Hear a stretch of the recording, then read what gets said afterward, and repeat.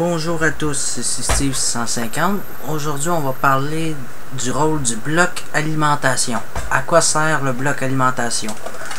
C'est très simple. Le bloc alimentation permet de fournir le courant à toutes les composantes de l'ordinateur, c'est-à-dire la carte mère, carte vidéo, disque dur, etc., mémoire vive et tout ça. Ça, c'est important.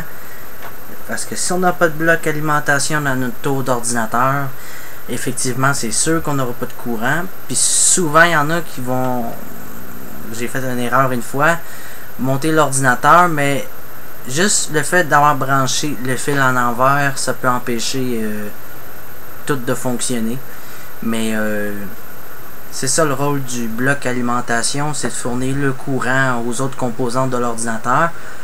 Et effectivement, ça peut arriver généralement qu'on peut acheter un bloc alimentation neuf, puis ça peut arriver qu'il y ait un problème dessus ou qu'il est défectueux, ou des fois c'est juste un petit fil de rien du tout qui est lousse à l'intérieur ou qui est juste dessoudé, puis des fois juste une soudure règle le problème, mais souvent le problème peut être plus compliqué, puis souvent on est obligé de changer le bloc.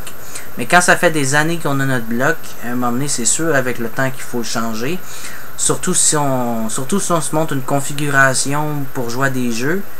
Si on se monte une grosse carte vidéo, c'est sûr qu'il faut qu'on se pogne un bon bloc alimentation. Ça, je le rappelle, c'est important. Parce que si on achète une grosse carte, puis ça tire bien du jus, puis qu'on prend un petit bloc alimentation de rien, effectivement, ça peut griller, puis ça peut sauter. Ça peut chier aussi. Fait que personnellement, je vous conseille de prêter attention à ça. Quand on est rendu au point de se monter une grosse carte pour jouer à des jeux par exemple, ou on se monte une configuration de gamer, c'est important. Il faut avoir un bon bloc, ça c'est sûr et certain. Puis ce bloc là que j'ai dans les mains, c'est un bloc justement qui est capote, défectueux à cause que je l'ai enlevé de sur l'ordinateur de quelqu'un qui causait problème. Effectivement, quand on installait Windows, ça plantait, mais depuis qu'on a changé le bloc, plus de problème, tout fonctionne numéro 1. Ce qui est vraiment le fun de ça, c'est ça. Fait que le bloc, c'est à ça qui sert, mais j'avais déjà fait des vidéos de ça, que j'avais démonté un bloc à l'intérieur, puis qu'on avait vu à quoi ça ressemblait. Mais en tout cas, c'était pour ça, c'était vraiment pour vous parler à quoi servait le bloc. Puis comme vous avez pu le remarquer sur le bloc, il y a différents fils. Ça c'est pour relier à la carte mère. Puis il y a ça c'est pour rentrer dans les lecteurs CD ou DVD, ou les anciens disques durs là, qui ont une entrée comme ça là, comme vous pouvez voir là. On le rentre comme ça, puis clic clac clac.